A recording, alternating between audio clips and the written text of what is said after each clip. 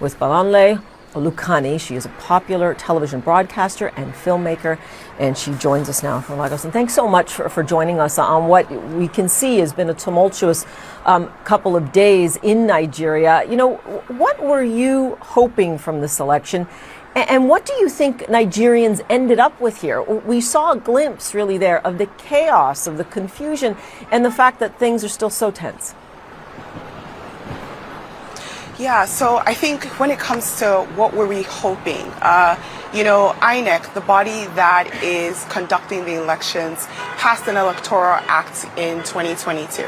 And pretty much the electoral act said that the results were going to be transmitted on their platform. So it was going to be an electronic transmission.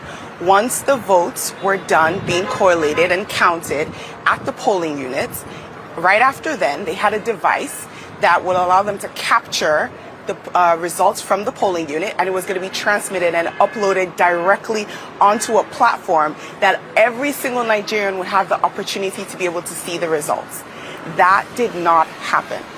You saw situations where INEC officials, the people who were conducting the elections at the polling units, refused to upload the results. You saw situations where they said that they didn't have the ability to, that the device was slow. And even more so, the actual portal that has the results, up to now, up to 50% of the polling units results have not been uploaded. So the question I think all of us are asking is, at the collation center that's happening right now in the counting in Abuja, what are you guys counting? Like, what results are you showing us? Number two, a lot of the results that are being uploaded onto the database do not compare with the results that people took pictures of on their phone.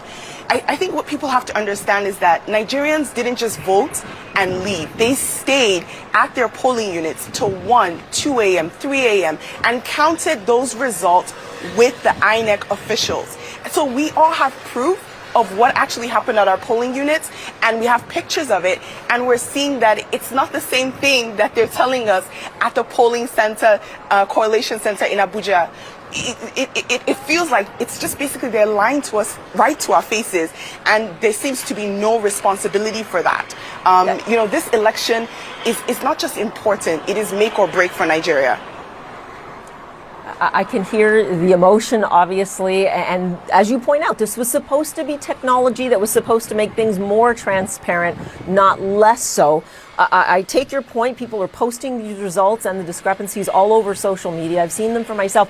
Now, to give an example, where you are, you voiced particular concern about Lagos. You know, why? What did you see there that told you we're being lied to? Lagos State is, when you think about Lagos, Lagos is a metropolitan city. We all know the role and the power that social media has, especially in Lagos. A lot of people in Lagos are tired of the ruling party. A lot of people in Lagos also came out to vote. The numbers that they're telling us of people that came out to vote, it doesn't correlate with what really happened. A lot of people were disenfranchised. They were not able to vote because there were thugs that were sponsored to come and disrupt the polling units. We saw videos of people, thugs, coming to polling units, and the police officers did absolutely nothing. They did nothing. So to us, we're kind of asking ourselves, like, why are we not being allowed to vote? What is the reason? What are people so afraid of that's going to come out if Nigerians choose to say, okay, this is who I want to cast my vote for? At the end of the day, Nigeria is at the breaking point. And I think for every single Nigerian, especially young people, the voting population of the people that were registered, it's about 39% are youth. And those people came out to vote. You know, they came out to vote. The numbers are not correlating with what they've said. Not only that, this afternoon, we actually had PDP, which is one of the opposition parties, and they didn't even win Lagos. They specifically said that the numbers that INEC presented does not correlate with with the amount of people that came. They have different numbers. Because what you guys need to understand is that at the end of the day, all the parties, they made sure that they were doing their own counts. Because we all knew that INEC was going to do something like this. It's interesting, though, because they're observers and they serve a purpose, and people are seeing these discrepancies. And we have heard specifically from Nigeria's youth with all the passion and all the frustration that you're expressing to us now. And what happens now, I have to ask you? This election has clearly fallen short so far, and yet you know that the Nigeria's Electoral Commission has already said no way, we're not doing a redo here. As far as we're concerned, they've rejected the claims from the opposition parties saying, look, these elections have been fair. They've been fine. We will continue to tally the votes. Well, it looks like what's going to happen is they're probably going to continue counting, and it looks like it's going to have to go to court, which is really unfortunate, because technically what's supposed to happen in specific situations, and this is what their electoral law states, in situations where there's a cancellation, if the amount of votes that were cancelled there could possibly affect the final results, there's supposed to be a rerun. A lot of the polling units, the amount of votes that were cancelled is going to affect the final results. So what is really interesting is to see how we're supposed to be in a democracy. They're the ones that passed they're the ones that drafted the Electoral Act, but yet they seem to not be adhering to it. Just for the fact that the results have not been transmitted, and up till now they're still choosing not to, that alone in itself questionable, and it shows that INEC is not only they've been compromised, they're also not being transparent, and they have not conducted a free and fair election. And if that's not happened, then technically we're supposed to have another election.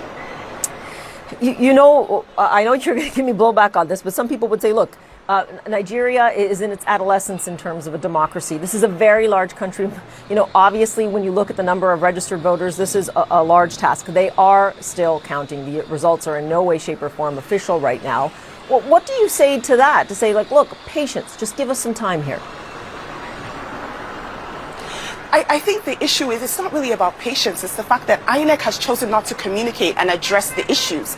We have pictures that show that you have a piece of paper where results were recorded, and then after the results were recorded, someone took a pen and canceled those results out and put a new result, and you want us to accept it?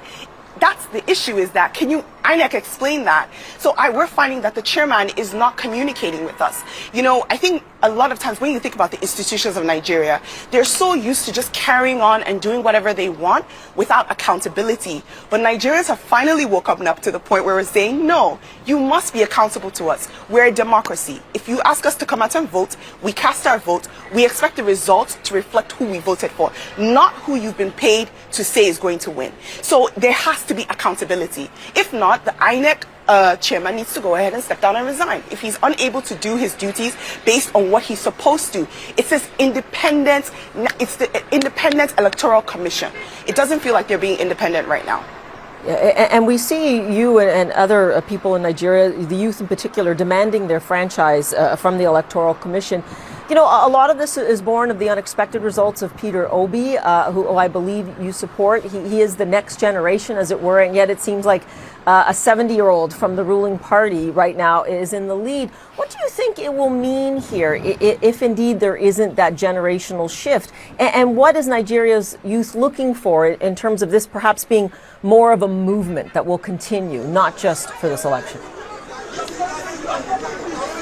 The movement has already started. You have to, when you think about where this came from NSARS, and this came from us finally demanding that we're treated as citizens of our country.